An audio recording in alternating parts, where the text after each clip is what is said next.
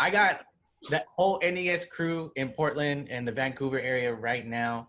I got DJ Playtime. I got DJ Deathtouch, two of my uncles, and then I got my dad, DJ Fanatic Senior, in the building tonight.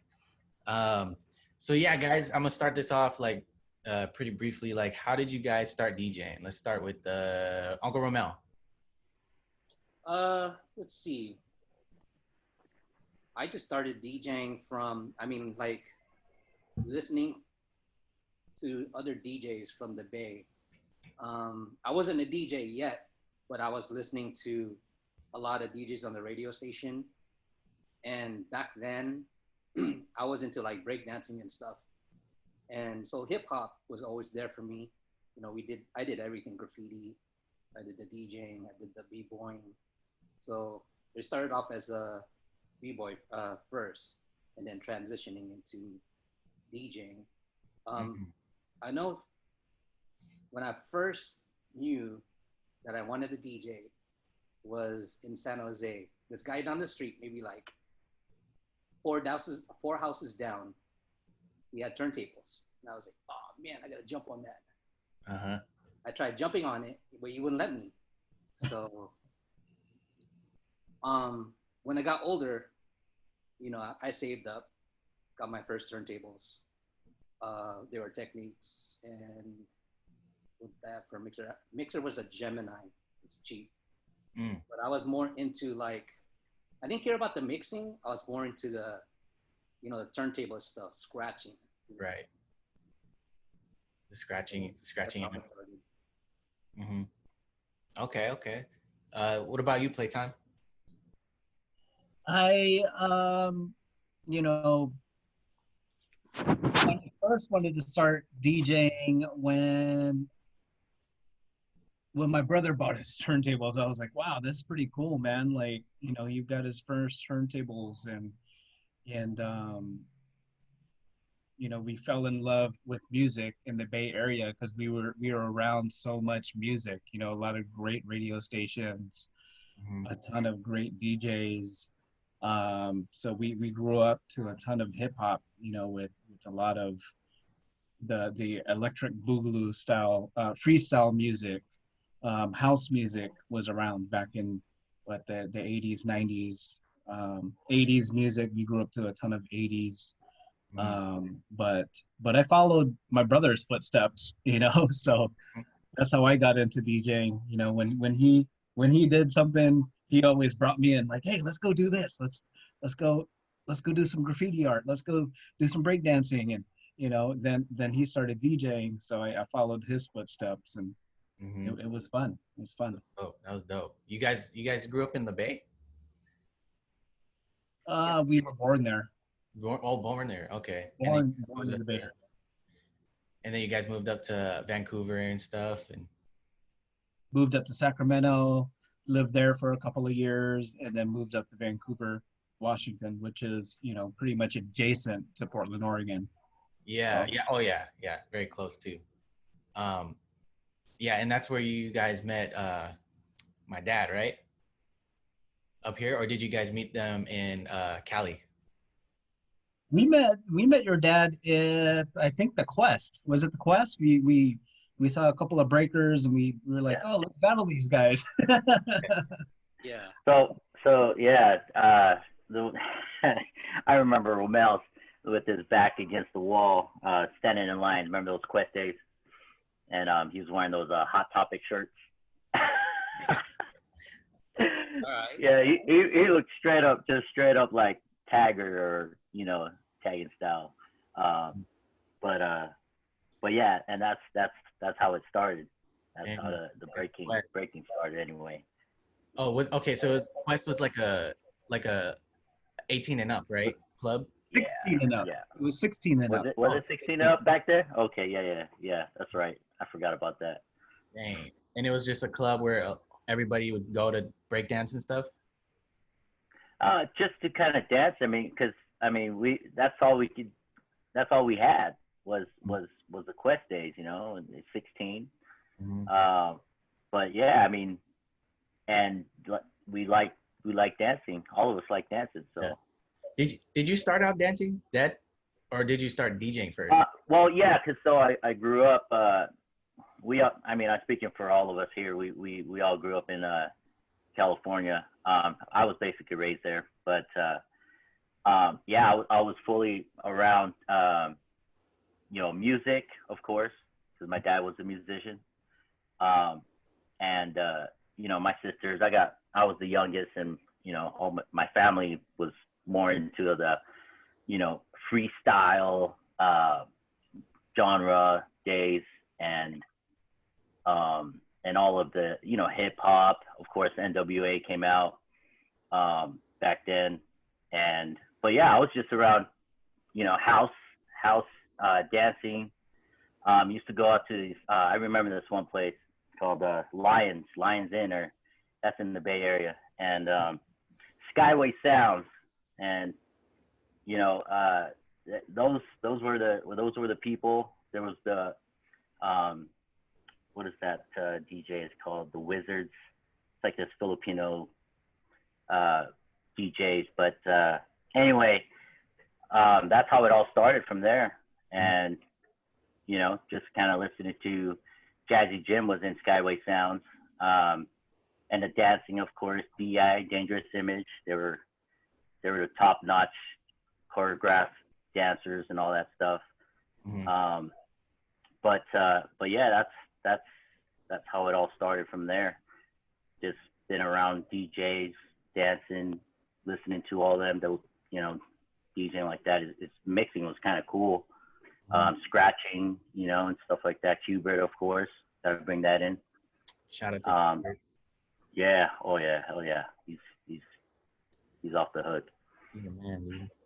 But yeah, yeah. So NES, I always rep it. It's stands for Never Ending Sounds. So to the best of your guys' ability, like, how did it start? How did you guys get involved in it? Wow. Because I know there was a homie of yours that started it in Cali, right? Right, and then brought it over here in Portland, and it started from there. Romel started DJing. We all started DJing. Of course, Playtime came in, and it started from there. It basically, we would hang out, bring our equipment to each other's house, or so and so. We're still breakdancing too and DJing at the same time, and it started from there. Made a crew, NES, Never Ending Sounds, and started making parties like that. What was that? Those days, Rich? Platonic days. Well, first we started DJing house parties. A ton of house parties. It started from the house. Yep. Mm-hmm. Started from house parties, man, and it grew up from there. Mm. So it was like you guys would DJ the same night, like all three of you guys, or all four of you? Times. Oh yeah. Sometimes you would, yeah. Gotcha. Oh yeah. And we'd take turns. Most of the time, Romel would be like, "Hey, let me get on." Like that. Come in. Hey, let me get on. Yeah, let me go. There you go. Yeah, let me catch quick. 30 for 30. Where my bitches at? Let's have a quick mix battle. Oh dang, man! And you guys had all turntables too, huh? Or I'm sorry, not turntables. All records too. So you guys would bring all your crates. Oh yeah. And everybody would always say, "Oh, I'm with the DJ," so we get it. They get it free. Those were the days. Dang. Help me carry my crates, there. Help me carry my crates. Well, you have to get all the speakers, all the equipment, the turntables. Man. Yeah.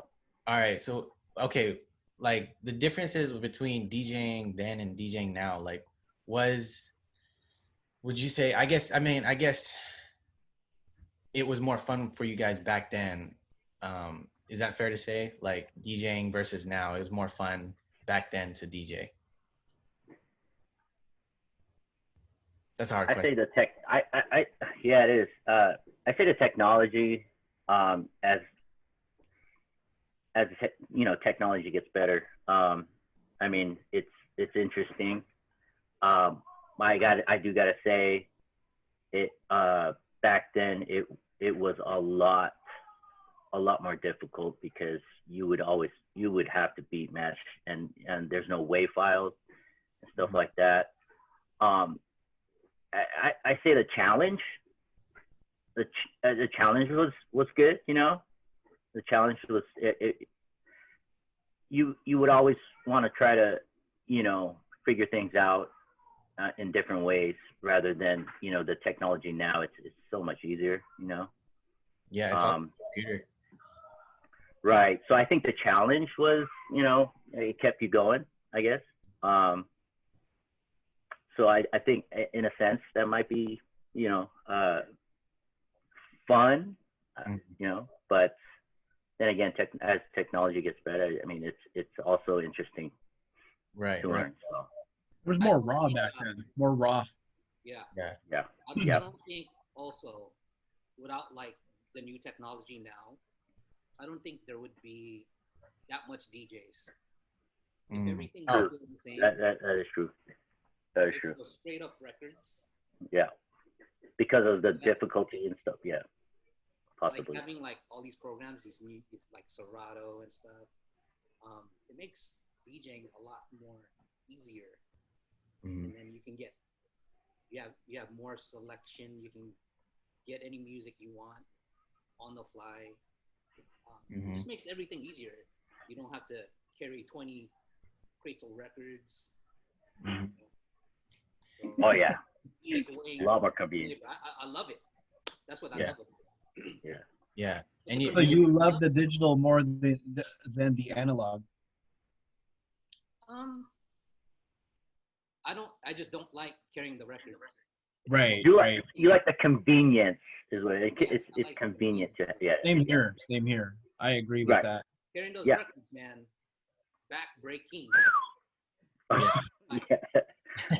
And you're sweating to get in there. You're like, you know, parking your car, hitting your hazards, and you're dropping off the crates, and you're like, hey, security, can you help me get my crates in? You know, you got 10 crates in the car. I would bring like Then you have to park your car. Helpers. You know, what's that? You know, help me out. Hey, you want to come in for free to this party? Help me out. Carry these records. Oh, that's yeah. That's a good way to get them in. It was definitely challenging in downtown Portland. If you're DJing every single night, you have to find parking after you drop your records off, right? You know, or if you have a dolly, you take your dolly, your 10 crates on your. Got to get back out there, right? I don't even think you can fit 10 crates on a dolly. And then you got to balance them, you know. Right. It's just way, it's a lot more convenient right now. So. Yeah. Another difference I like, I mean, the difference is from the analog to digital. Digital, you don't have to worry about the needles jumping. Oh, yeah. Yeah, it won't jump. Right. But versus analog, you got to you know, calibrate your turntables and then, you know, kind of mess with it and know your feel and how much touch to give it. Yeah. Yep. Exactly.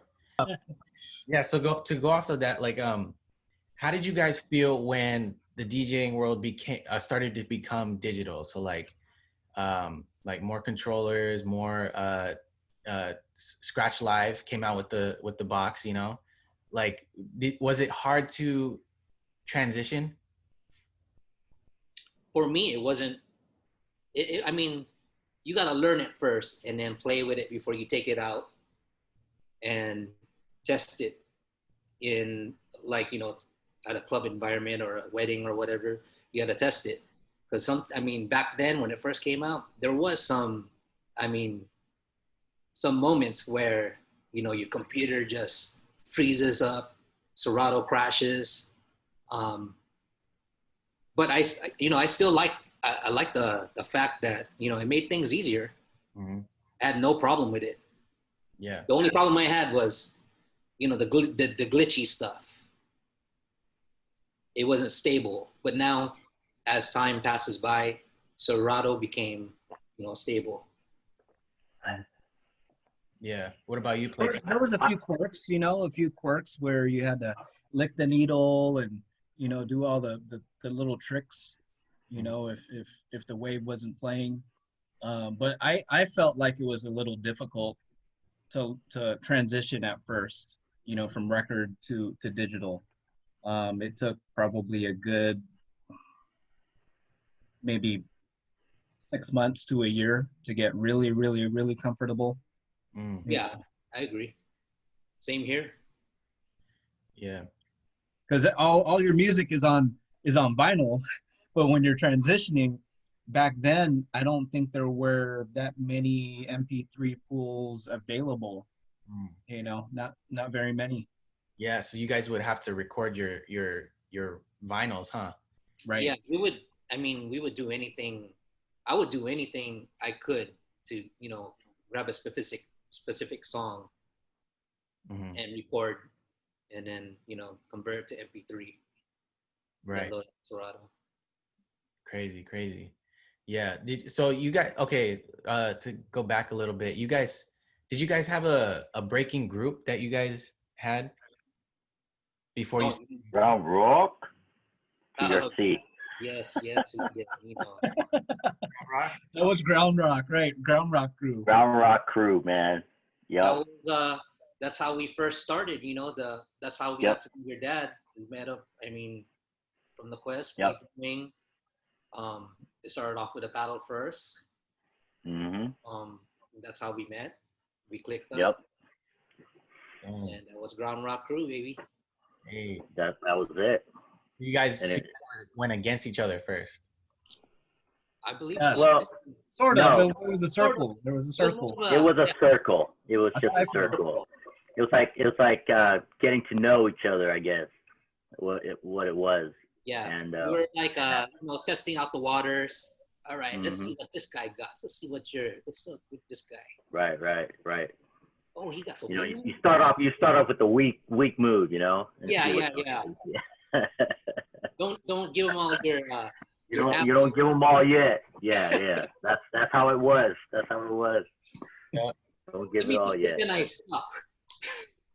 That's yeah. how it Let me started. be Yeah, fair. I think it was breakdancing first, and then we got into DJing. Really, really got into DJing Yeah. after Yep. the That was breakdancing. yep. Yeah. I mean, DJing was always in our mind, basically, when we were obviously coming from California, Mhm. and being around music and stuff like that.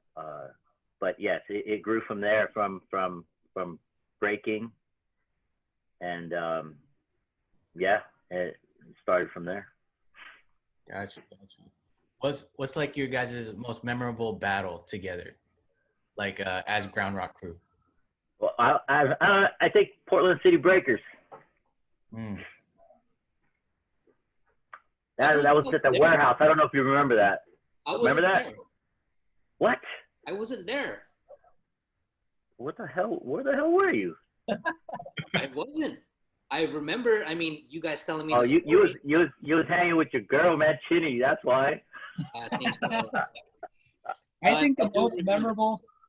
memorable for me was when I think we had a battle with Sub C. It was out in the parking lot, and we battled on concrete. We parked cars to form a circle. Oh, the cars, right? And we just battled outside on concrete.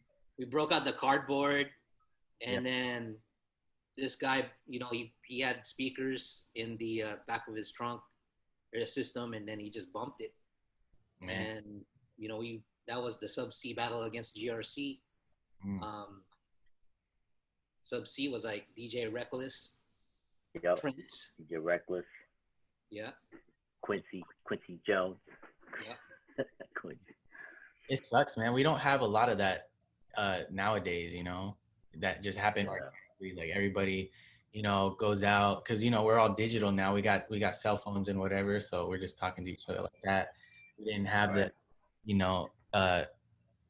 we weren't not forced, but to go out and meet and see your friends and dance, form a circle, all that stuff. Kind of like I always say like I wish I grew up in the 90s because like that's my shit. Like all the music, it's like my favorite to listen to. I grew up with it with you guys, you know. Man, That's the golden era, yeah, 90s. Yeah, I think so, man. It was the best. I thought it was the best era. Um, you know, 90s. the 90s. Yes. Oh yeah, Mm. yeah, definitely. I agree. Strongly agree, actually. Yeah. Who else was in NES? I know it was you guys, and then Okay. It was Wow. Critique, Yeah, critique. I forgot Joel's freaking Joel. DJ. Yeah, forgot his DJ name. oh, Dominant One. Dominant One. Was it that? Was it that one? Was that the name? Nah, Dominant One's Dell. oh, Okay. oh. Awesome. And we had Tap too, DJ Tap. Yeah. Oh yeah, that's right. Can't forget about DJ Tap. AKA Tap that ass. That was his name, DJ Tap That Ass. No, we just say tap that ass, but Um, DJ Tap is it right there. DJ Tap. okay, that's cool. Did you guys ever battle? Like, was there ever like a DJ group battle? No, not really. Nope. I think it's more of who would promote more, I guess, Mm, right? mhm. But would- there was I don't think there was DJ groups back then in Portland, was there, Not really. guys? No, I don't think so. no, I don't think there was back then. no, The it wasn't. only one I can think of is Mix Maybe- Monsters. Later on down the line, maybe like a couple years, maybe 5 years or 10 years afterwards, there were, like the Mixed Monsters, Mhm. Juggernaut, Reckless, and Matt Rock. Yeah. All right. Yeah, later down the road. Down the line. Yeah, there's pretty rare. There was like Wicked and DJ Wheels. They Mm. called themselves the Style Molesters, I think. Yes. Yep. So like transitioning like from doing house parties to doing clubs and other gigs like that, how was the transition like going to weddings like for all of you guys? Cause that's a totally different field, I feel like, from the clubs and the nightlife. I thought it was difficult to transition into mobile just because if you don't have the equipment, you're going to have to purchase the equipment, and it's definitely different Mm-hmm. from just DJing at a club or a house party or anything like that. But when people would come up to me, they would always ask, "Hey, can you DJ a wedding, or can you DJ my wedding?" I'd always say I'd always have to turn it down. So I had to come up with, accumulating some equipment, Yeah. So, Yeah. Yeah, I know that if you want to do from between the clubs and weddings, you got to be a little bit more conservative, professional. You can't be like drinking while you're DJing. Mm-hmm. Versus at the club, I'll drink at the club.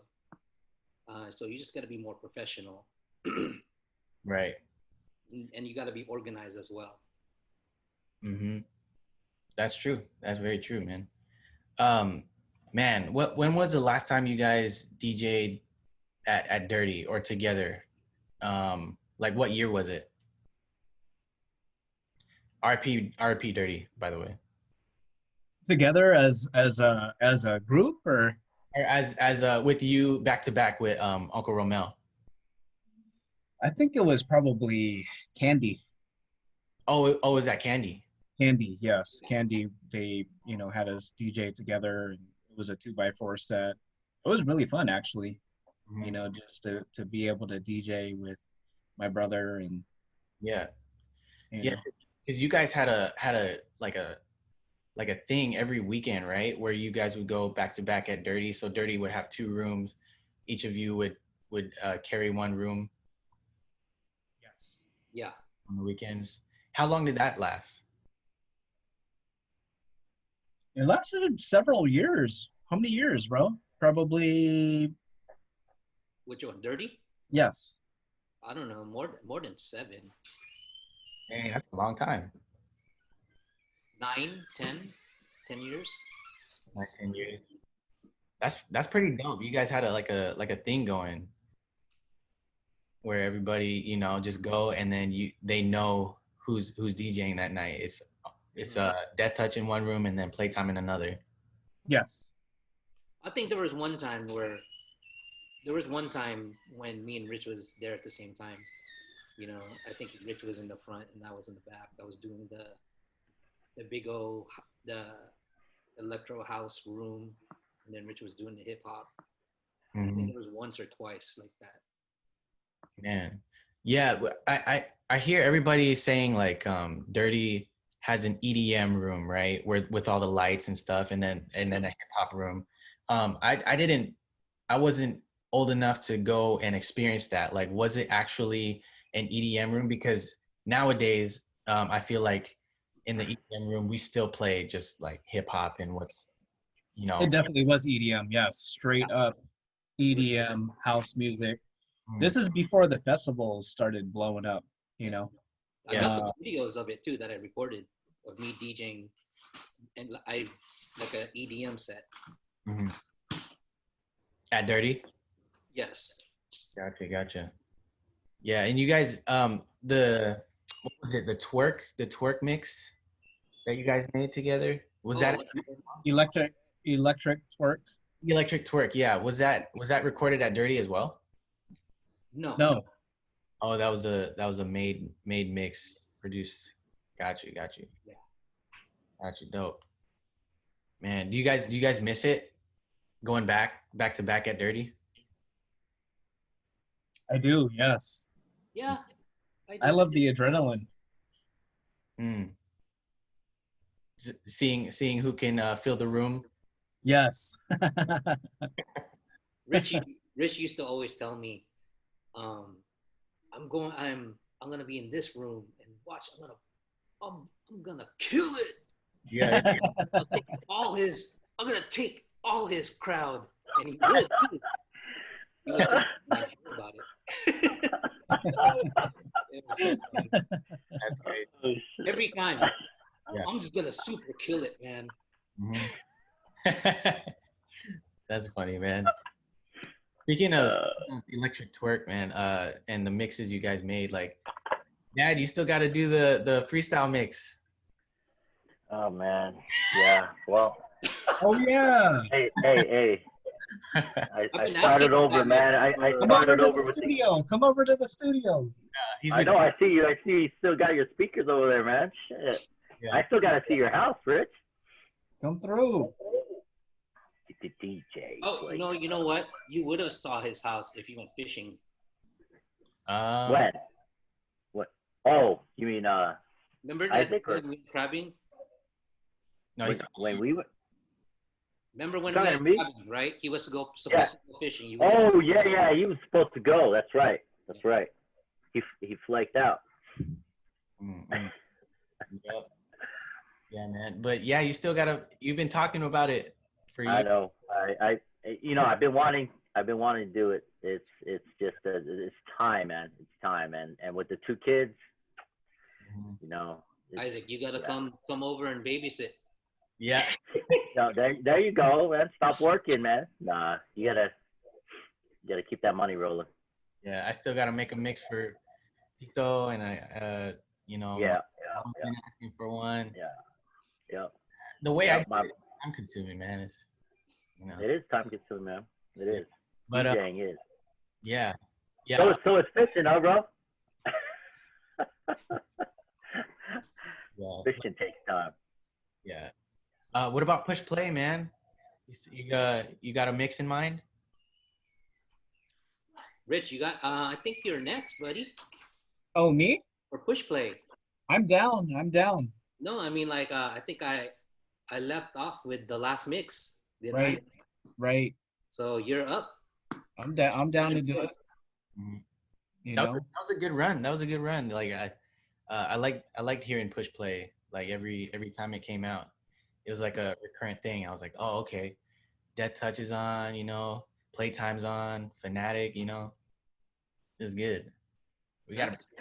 bring it I'll start it up. And then we'll lead from there. yeah, for sure. I'll just wait for you. Yeah. Well, shoot, man, we got less than a minute. But yeah, no, thank you guys for coming on. I know it's pretty fast. But I appreciate you guys coming on. Like you guys paved the way for me. You know, dad, my uncles, like you guys put me on the weddings, the club life, you know, with all my equipment, dad, like just giving me my first turntables, like for my 14th birthday, like the best thing. Like, you know, it got me a career, man. Like, you Yeah, know, that's good, man. I'm glad. You Yeah. liking that S4? sir. S9? All right. Or S9, yeah, that's what it was. Damn. I was about to say, Yeah. that's Hey, cool. that's I think that's that old age going, man. You see all that white hair? Oh, that old age, yeah.